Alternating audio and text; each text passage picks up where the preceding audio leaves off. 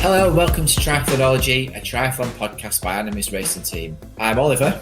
And I'm Jacqui. We are a mum and son coaching team who have changed our lives through the sport of triathlon. Our podcast aims to break down the mysteries of triathlon training and show you, the listener, how simple and flexible it can be, so that it really does become part of your lifestyle and not just a hobby.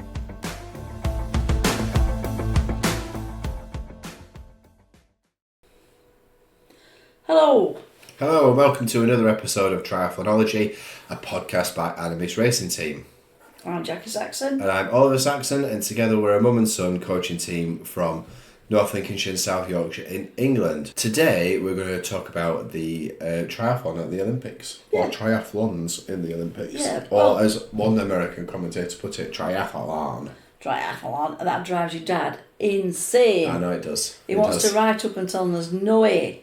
Yes. But athletics. Yeah, just triathlon. I watched, first of all I was disappointed last Tuesday when I woke up and checked Twitters to see if, that's X obviously, but I'm still going to call it Twitters, if the triathlon was going ahead, and it wasn't. So that was... Were we surprised about this? Because we've had this conversation for the last month and a half. 2 months. More than that, really. Yeah. 10 months or so, I would say. Absolutely. Our Paris Olympics has gambled on being able to swim in the Seine for the triathlon and what have you, and that it'll be fine. When there must be, they must have had something, and having absolutely zero backup plan other than it being a duathlon, and the fact that World Triathlon went along with that as a backup plan, and said, do you not think we should maybe have a backup plan in Bordeaux where we're doing this sailing, or perhaps we could go to Versailles where there's a lake, or is it Chantilly? Chantilly where there's a triathlon anyway, and we could just ride into town and then do a 20-kilometre circuit like that, a bit like Tour de France. No, none of their backups. It was literally shit or bust. Yeah, literally in the Seine, and they didn't get away with it Tuesday, did they? No. And then they just thought, and I can almost see the decision process in their head when they were sitting down about the race briefing or the race directors meeting, and just thought, we're having them both tomorrow because we don't know if we're going to be able to get them on again. Yeah, and the furore, shall we say, furor, or whatever how it's pronounced, would have been immense from the triathlon community, because it's not, if it's a run bike run, that is not a triathlon. It's not at the pinnacle of the not sport. At Olympics where people have trained for the last 3 years to get there. No, I mean, if that had happened, it would have been untenable for the board members at World Triathlon to hold the positions, to have allowed the Olympic Games to have done that, or could be co-opted into doing that. But they got away with it by the skin of their teeth and managed to put both triathlon events on the same day, one after each other, which spoiled it a little bit, because clearly you couldn't have, especially if you're not in America or you don't subscribe to Discovery, you couldn't watch the men's event live because there was something else being shown by the BBC or somewhere else in Europe, probably exactly the same. You had to watch it on Redwoodton. It's difficult to watch it compared to what it would have been for what it was for the women's event and for the mixed relay today. I think women didn't get as much glory. No, because it was very much, here we're done now, off to men. Whereas it's separate on separate days deliberately, so that you can focus on that event and that event alone and let everybody share it afterwards. Yeah, I mean, there's been a lot of stuff done, to marginalise women anyway, without it being, men taking over again. But anyway, that's one of my hobby horses, and I'll not get into that here because I will get into a lot of trouble. Well, they decided to just go for it and the women's event would go first, and then the men's event would be like when it was Serenot in the middle of the day in Paris. But the river conditions for the women were far, far worse than for the men. I Fast flowing. The current and everything was horrendous for them, and you just think, how can this be? Mind you, I suppose it did break it up a bit, because strong swimmers, you had to be a strong swimmer to survive that. To get into the pack and then hold on. Yeah, and then hold on.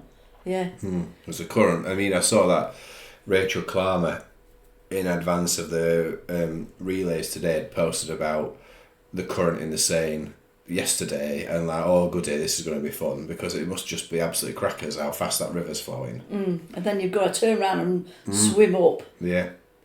But you have to swim. This Every is part same of for conditioning. everybody? Yep, conditions in there, and it has to be legal by metres per second of flow, and it was. So they just got on with it, and largely the women's event entirely was shaped by those who swam well and got into the bike pack or the first bike pack, wasn't it? Because or the stronger swimmers. Yeah, because or pick the right place on the pontoon. Yeah, the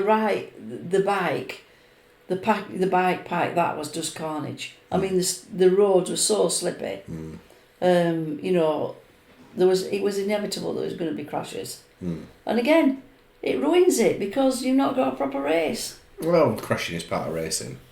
It is, but it just means sometimes you don't see best people get into best part of race. But I don't think that happened in the women's event, because you did end up with the best female triathlete in the world eventually winning the race by some distance. Yeah, you did. And the surprise package of Julie Derron, who we were cheering for. And have trained with. And coached. Yes. Well, she was Nicola's apprentice in 2018 in the Little Pistol. Yes, that's what Brett used to call Little Pistol. Little Pistol, yeah. But she's not anymore, she's a big gun. So off she went. And, I mean, we'll get onto this in terms of talking about racing and what have you and preparation. Her racing has been quite a bit of ITU stuff, but also some 70.3 in the classic, like, Brett Sutton style of training athletes before doing an Olympics, because that's what Nicola did in 2012 as well, and 2016 went and did the 70.3 beforehand as well as training, and then and won just because I said to you, Oliver, we should have a bet on Julie, because she has just won the same races as Nicola. Yeah, we should have had an each way bet. I wonder what would have odds would have got on her. A lot, I'd have thought, because nobody knew Nobody knew her. Certainly nobody would have known who she were in England anyway. Well, she did a classic Nicola. Well, on the Triathlon athlete race, she just went to the front and just get it to them. Yeah. And just held on as long as she could, and made it as hard as a race as she possibly could, and see if they liked it. And they didn't. No. They did. Well, not everybody liked it. Certainly, other than Cassandra Beaugrand, who comfortably just waited and then that ran off. Yeah, because she's a class athlete, absolute class athlete. Yeah. But I thought Beth Potter struggled with that. Yeah. Her running has not been as impressive. I don't think it's been as impressive this season. No.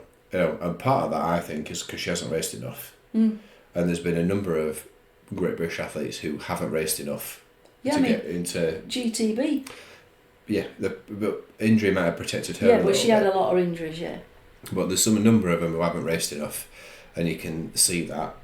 Yeah, when you get out, well, in terms of the tactics that they're producing or not, as the case may be, and also the top end speed when they just get there. Yeah. Like, have you got it? But very entertaining women's race. Yep. Particularly because you had 4 people on the run for a long part of it, and the medals were going to come from there. Yeah. And one of them, Julie, you just didn't expect to be anywhere near it. No, because I couldn't. But I thought, I can't believe this. Because I remember I was watching it first of all on the gym bike doing my bike session. I'm thinking, come on, Julie. And then but you're torn between you want a Great British medal, but also because you know somebody, you want them to do really well as well, and we know how hard she's worked, and also how hard the coaches of that entire coaching team work, and have now delivered an Olympic medalist at every Olympics since its inception in 2000, apart from in Tokyo 2021, because I'm not going to keep doing what the BBC do and keep calling it Tokyo 2020, because it wasn't. It was in 2021 when Nicola came 6th despite being 38 and having 3 kids. Yeah, make that as you will. Mm-hmm. Yes, well, that's the only Olympics that no Brett Sutton athlete has got a medal in. Yep, he is a goat. Yes. So then we had about half an hour's worth of fluff chat on BBC about after the race, which didn't really focus on very much. Although I did think Cassandra Beaugrand was very funny when she was chatting, and you could tell that she'd been living in Loughborough for a bit, and her sense of humour is getting a bit more British. Yeah, it's rubbed off on her a bit, and the stuff she was saying about how George Taylor Brown had been when she was riding round in the pack, and Georgia had said to her, just have a look up at all this and take it all in for a minute, because it'll never be like this again for you. And I suppose Georgia's got that perspective from riding round at Leeds when it's been absolutely madness. Yeah. But in a home Olympics, like having a look around there, and then she said that Georgia Taylor Brown was out holding her up while she was being sick with nerves before Rent. Yeah. So, you know, I think there are some really nice people in the women's group. Yeah. And then she was saying about her boyfriend saying, "Oh, you can do this," and he saying having to shut him up because he was putting too much pressure on her. Yeah. Yeah. And then the men's event started, and I completely missed the swim on the men's event. But then put it on in the bag. But I can't say I'm particularly disappointed about missing the swim in the men's event, because it just goes like every other men's event, where they all swim around in a pack because they're all of a similar ability. Yeah, I mean, you've not similar abilities in groups. You've not got Richard Varga anymore, have no, you? you haven't. Or even Ali Brownlee, who would just take it out. I would have just said, "Come on, see if you can beat me," which I think Javier Gomez was saying. Yeah, he was saying, and I think there's a lot to be said for that. You know. But there is a lot where it has just become a wet run in men's ITU event. Yeah. If you can run fast, then you've got a chance of being decent. Yeah. But because everybody just sits around together in the swim, then there might be a couple of bike packs. But if you're in the first group, usually the winner is coming out of that group, and they don't do very much other than keep the chasing pack away. Yeah. They just ride around together, conserving their energy, and off they go. But I mean, I've got to say, Sam Dickinson was amazing. Now, we've had a Sunday morning with Sam Dickinson. Yes. When he came to our and his gold medal. And his Commonwealth Games gold medal that he keeps in stock. He was just amazing. Piloted Alex Yee into the right position every time, didn't he? Yeah, he did his job brilliantly. Unselfishly. Really unselfishly. Unselfishly, and put him in the best possible place that he could have done. And because it's been a long time obvious that Alex Yee is the best medal hope that we've got. Everybody else was nowhere near getting a medal based on the last 2 and a bit years worth of racing. No. Nowhere near. It's just not in the same street as the French athletes or Hayden Wild, just not even close. So what was the point in attempting it? At least a bit like when at the London Olympics, when Stu Hayes was the pilot for the Brownlees, that made a big difference for them. And then he went out for a little bit on the run, and then just said, "I'm done now, I'm not bothering," because his job was done at that point. Yeah, and he knew he'd got to do another job on Monday. Yes. In the mixed relay. And then that run in the men's triathlon is possibly the greatest run I have ever seen. It was amazing. In fact, I was shouting so loud in my workshop. One of the chaps who was like 3 units down came to see if I was all right.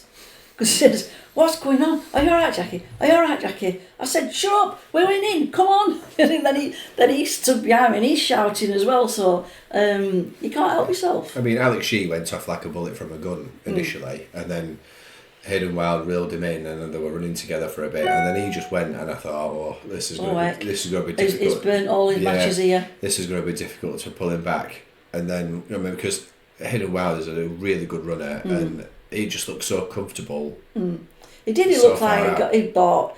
I think he thought he'd won here. He'd won. It's about like when there's a striker playing, and they think they've scored and then they miss. You've got more or less open goal, and they can pull the leg back into shoot, and it goes into stands, and you think, because you thought you'd scored. Yeah. And I wondered if that would played a part. Yeah, because he was so far ahead with so little time to go. He must have thought, "I've got it here." Particularly when they come round that dead end of the 180 turn, and then I'd look over the other and thought, "Oof." I didn't expect him to be there. Yeah, and then it just absolutely went for him. He just reeled him in a bit, didn't he? And then went for it, and you just think, wow. The top end speed there, it would be interesting. I don't know if you can measure it. The acceleration was amazing. I've never seen anything like it. Absolutely amazing. Yeah, and it's like the bottle, the bottle to be so far back because it was 20 or 30 seconds at points. Yeah. So far back and think it's okay. I'm sticking to my race plan, and then I'm going to get in, and I'm going to accelerate when I know I'm accelerating, and I won't worry about him because I know I'm going to get past him and win, and not panicking. Yeah, I mean, such maturity.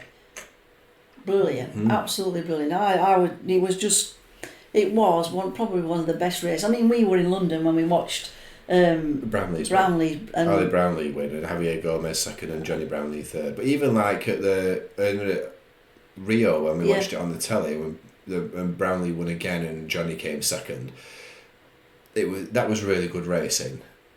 But it won't and Yi won in Tokyo, didn't he? So it was like, except silver because it were Christian Blumenfeld in Tokyo. Yes, he won silver in that because Blumenfeld won. But just to have that belief and within him, just to know I'm just going to take this guy and I'm not even worried about how far up the road is because I'm going to have him. Yeah. And then over the line and be absolutely exhausted. Great. I mean, what a race. Just brilliant. And then I didn't see any of the bump after that because it were all red button. Yeah, I had to go back to work then, unfortunately, which is a bit annoying, but it's what pays your bills. Well, yeah. And then there's been a respite from triathloning at Olympics from Wednesday to today when it was the mixed relay this morning. And I like the mixed relay because it does make triathlon look really fun. Or more fun to watch than the Olympic distance one, which can be it could have been a bit boring, couldn't it? Especially when they're whizzing around. I think it's like Formula One when they're just going round and round. I mean, if he hadn't have caught Hayden Wild up, it'd have been finished at 5 kilometres. That race, and there'd have been just a procession for 5k, which is sometimes an issue. But mixed relay don't allow that. And again, I missed the first leg this morning when Alex Yee dropped his swimming out but went back for it. I missed that bit, but that's again. But calmness, to just go and pick that up and think, this will cost us 10 seconds later, but it'll take me less time to go and get it now. I mean, fair enough. And then I picked it up from when George Taylor Brown handed over. And she'd done really well on the bike, but you can just tell that she's just missing that top end speed that she's not been able to put in over the winter because of her injury as much, because she had to rehabilitate herself with her injury. Because I think she's the better athlete that we've got by quite a distance. I do. She just hasn't quite got it at the minute. It's just fallen probably 2 months earlier than we would have liked. Yeah.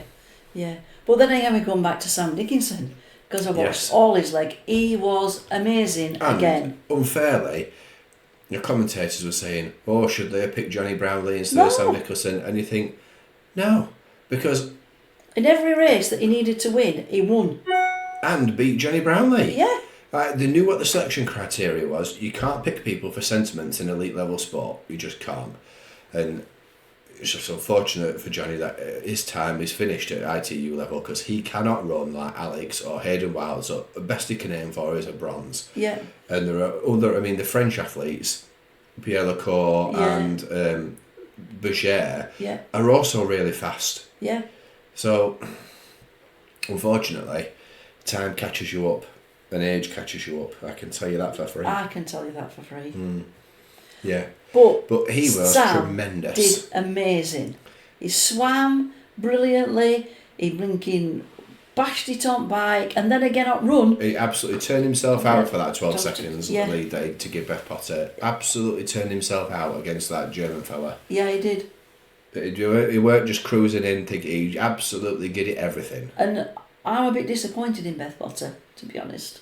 Well, But then again, I'm not an elite athlete. I don't know. I think it would have been, I don't know quite how much input you get to have as a coach on the sidelines at a relay event like that. Because I know, I've not, it doesn't affect me obviously, but it's cycling when they stand there when they can stand at the side of the velodrome and like put the fingers up for up or down or whatever it is, so cyclists know when they're going around where they are.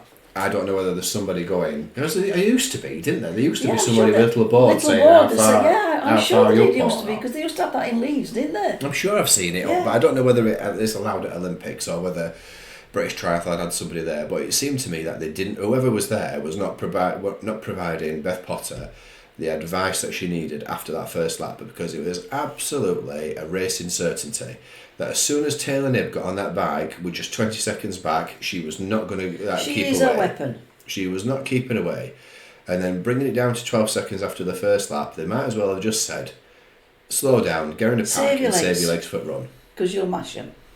Because she is the better runner out of the three of them. But she wasted another lap and, 3/4 of a lap at front on her own, while Laura Lindemann sat on Taylor Knibb's wheel. Yeah. Good decision tactically, although I'd have been mad if I were Taylor Knibb.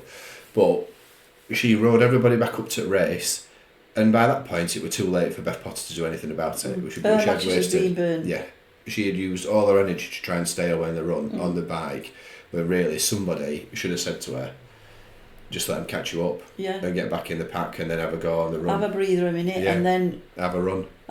Yeah, because as it's turned out, to lose by 0.05 of a second or whatever it is, or to miss a silver by that and then missing gold by a second, how much of that extra lap on her own out front on bike contributed to that? Yeah. I will say though, I was mightily impressed with Team GB's transitions. They have practiced them. They were outstanding. Outstanding transitions. Unbelievably so. It makes a difference at relay level though, because seconds really do count. Yeah. I was also impressed with Cassandra Bogard, who could have just phoned it in. Yeah. No, she went for it. But ran from more or less middle of the pack to get France back up to fourth with some element of respectability. When she didn't, not for a medal, just running for a national pride, and you think, fair play, love. Yep, because all your supporters have come out at that time in the morning to shout for you, and you could have just sacked it off. Yeah, just had a steady jogging and waved and clapped at crowd and high-fived everybody. Yeah. And it wouldn't really matter because you weren't getting a medal. Yeah. But that again goes to show how lucky everybody was. That she wasn't in the pack. She wasn't in that final pack again. Yeah. Because had they not had that crash in the first lap, the French would have been well up there and it might have been all over Red Rover. Yeah. Yep. I would say so, definitely. Because that was a strong team. Yeah, well, they are probably the best set of triathletes in the world at the minute. Yeah, France have ever had. Yeah. So, I always think about when I did Europeans in Madrid, Oliver, and we were at Subway waiting we were waiting for train to take us to start line to underground, and there were that French bloke from French Triathlon. Yeah. And we were chatting to him, and he said, "Oh, you're British. I'll bring all these people." He were really struggling to get French age group triathletes to come and take part in international events because they said they don't want to leave France. Yeah. And to be fair, why would they? Because they have a really good GP scene. So if you want to do competitive racing, you just have to stay within France and go around and do that. Yeah. But they have come on leaps and bounds as a nation, probably because they haven't had Olympics to aim for 10 years. I mean, it is because it's like us. Yeah. Like, 2012 transformed our sport, really. And it has built, the lottery money has built GB sport without a shadow of a doubt. And the impetus of having a home Olympics. Yeah. Because it would have been easy to not invest in as much, or so we could have spent it elsewhere. But France, you can see that particularly with Léon Marchand in the swimming. What an animal he is. I've never seen anybody swim like him. And he's got nerves of steel. Nerves of steel. And that, in elite racing, it's your nerves. It's the that's what I'm looking for, Oliver. It's your self-belief and your ability to cope under pressure that makes the difference between maybe a bronze, but gold you've got to be. Well, he went out and won. Yeah. The 200 metres, breaststroke or whatever he won. And then an hour and a half later, I had to go and do 200 butterfly. Yeah. I can't do 10 butterfly. The mind that having swum 200 at whatever it were, a ridiculous pace and won gold medal and nearly set an Olympic record and nearly a world record. Just an hour and a half later, quick swim down in pool behind you, have something to eat, back in pool, win again. Unbelievable. Yeah. But home games do that. We saw that in 2012 with Great Britain, didn't we? Yeah, we did, yeah. The home crowd and the fact that it was home games really pushed everybody on to win events. People who you wouldn't probably have thought would ever have really won events. Yeah. And I don't think it's unkind to say that people like long jumper, what's his name? Greg Rutherford. Greg Rutherford. I don't think anybody really had him down as a gold medalist. They didn't have him down as a gold medalist. But it just took off, quite literally. Yeah. Yeah, and so gingers can do it. Mm. So, I absolutely love the Olympics because I just think, and I'll watch anything because I just think, if you're sporty yourself, like obviously we are, and then you do it to a reasonable level, and then you see these elites, we know what it takes. But I also like watching sports that I have absolutely no chance of being able to do, like speed climbing. Oh yeah, keep going on about that speed climbing. Zero upper body strength at all, and I love watching that because they are absolute lunatics the way they go up that wall. And then today I've been watching kayak cross. What's kayak cross? Well, I have never seen anything like it in my life, but I've said to my dad, I'll have a go at this. So you sit in a kayak about 6 to 8 foot in the air. Right. And then they go 3, 2, 1, go. Drop you down. And then you get dropped down, but off a little ramp into water where you don't bounce, where you just seem to bounce. Oliver, in this you won't be boat. doing that because you won't be 6 to 8 foot up in air. I know, but like it looks good. And then it's just like a crash and bash event where they're hitting each other with paddles. Oh, you're not on your own? No, there's 4 people in so a proper race. So it's a bit like BMX riding. Sort of, yeah, because canoe slalom is a lot more sanguine because there's one person pushes himself off and goes around. Because I thought, oh, that looks interesting. But this kayak one is absolute chaos. So they jump off this boat, they get shoved off this platform, and then it's like 4 mano a mano or whatever equivalent is for women, while they're trying to get to all these gates, bashing each other with pedals and ramming boats into each other. Wowzers. Then they have to do a tumble turn in the boat to go under a bar, and then they have to go around all these little gates, and I think it looked like you could choose which side you wanted to go on, but then you had to get around gates on the same side and then get to the finish in fastest time. I'd have enjoyed watching that. It were great. I wish I might have to watch it I'll watch it tonight when I get home from swim coaching. So, but where would you do that? Well, I know they do it at Lee Valley now because I've looked it up. Yeah. But before Lee Valley, where would you have done that? Because there were no chance that old Mr. Clayton and Mr. Sennett were taking us on a kayak to fly over and pushing us off into Hatfield Canal. No. And standing there with a blinking pole to rescue you. Or a leaf blower to try and make water white as they were going up canal trying to take it on. But it's absolutely fantastic. But the opportunities that you get through being at the right place at the right, because that were never going to be available in PE curriculum where I was at school, but it looks really good. So yeah, if you get a chance, having listened to it, mind you, by the time you listen to this, it might be all over. Well, I'd be able to watch it on YouTube. Yeah, watch it on YouTube. Speed climbing, brilliant, but also kayak cross. Kayak cross is great. I'll have a look for that. But tonight, going from here to the pool, and we are, it's the last coach session for our Learn to Swimmers. And we have to say, I think these are probably... they're probably the best we've ever had. Best we've ever had in how many years? As an overall group, well, we didn't do it for COVID, did we? No. But since 2016... Best overall group we've ever had to learn to swim. Yeah. In fact, so much so that they all want to carry on. And the triathlons. Yeah, they've been super engaged. I can't praise them highly enough. They really are. Yeah.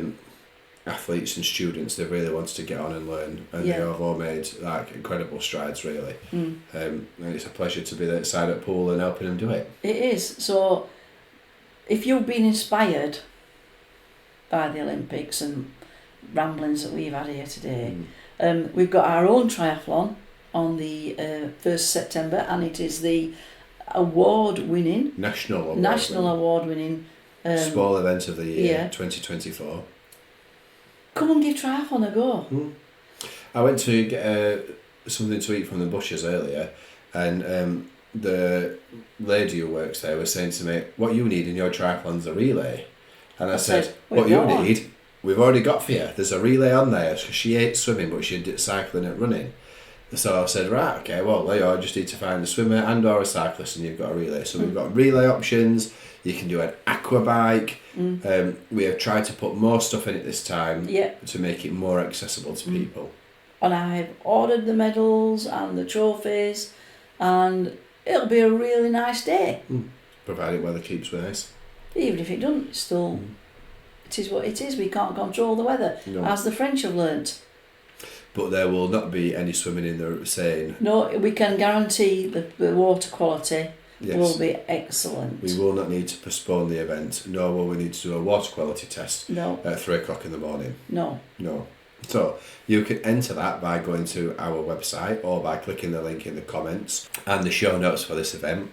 We've also got our Portugal tune-up retreat coming up in October. I am sure that is the 10th to the 13th? Yeah, something like that. But Mindy will... yes, but just check the dates in the show notes because I might be wrong. I keep saying it's the wrong date. I'm sure it is then.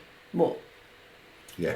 So, and then you can come on that. And again, if you've seen bits and bobs at the Olympics... This is an ideal way to get into it because it's a real taster version of triathlon for all abilities, for everybody who wants to do it. And we will make you feel really welcome. And you can do some fun sessions in the sun and then think, oh, I've quite enjoyed that. I'll carry on for the winter and then get some races booked in. Yes. And I don't know whether we said this or not last week when we did our T100 review, but we're entering it. Yeah, we are entering it. Yeah, we are entering the T100. Yep. And I've seen my specialist today, so I am definitely entering it because I've had my treatment changed. So... I've been Jacqui Saxon. I've been Oliver Saxon. Until next time, we'll see thee. Thank you for joining us today. See you next time. See you then. Or as we say in Yorkshire, see thee.